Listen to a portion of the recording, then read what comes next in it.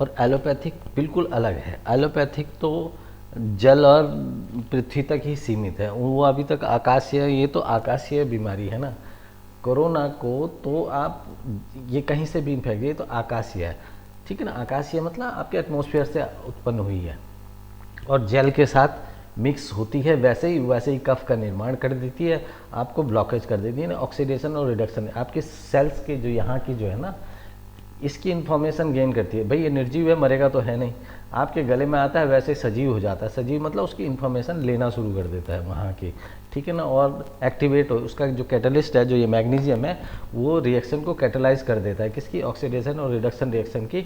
वो जो सेल्स की, आपकी सेल्स की इन्फॉर्मेशन को छोड़ के अपनी इन्फॉर्मेशन डालना शुरू कर देता है और प्रोडक्ट वो करने लगता है, रिपीटेड रिप्रोड्यूस करने लगता है, ठीक है ना। और जिसमें ये रिएक्शन रुक गई, ठीक नहीं रुकी, तो लंग्स तक इफेक्ट हो जाता है और आपकी मृत्यु होती है। बात उसकी नहीं है, बात इसकी है कि जो एक्टिव मटेरियल है, जो ये एलिमेंट है, ये ज़्यादा खतरनाक है। आप बचाव नहीं कर सकते, टीका यहाँ नहीं, इसको ये सोचिए।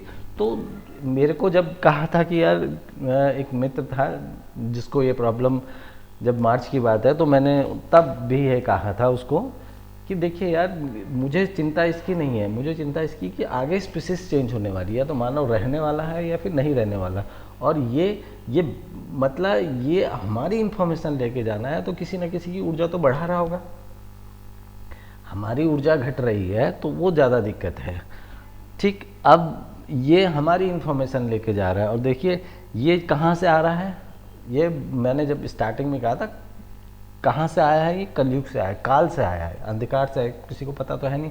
यानी अंधकार एक पैरेलल, अंधकार को क्या समझ रहे हो आप अगर आप लाइट इवॉल्व करने का रिफ्लेक्शन जानते हो तो आप दिखाई दे रहे हो, लेकिन ऐसा है आपका एक समरूप भी तो होगा, ब्रह्मांड भी तो होगा, काल तो है ही। अब हर रोज़ तो आप उजाले में भी रहते हो और अंधेरे में भी रहते हो, तो दोनों की एग्जिस्टेंस तो मानोगे ना।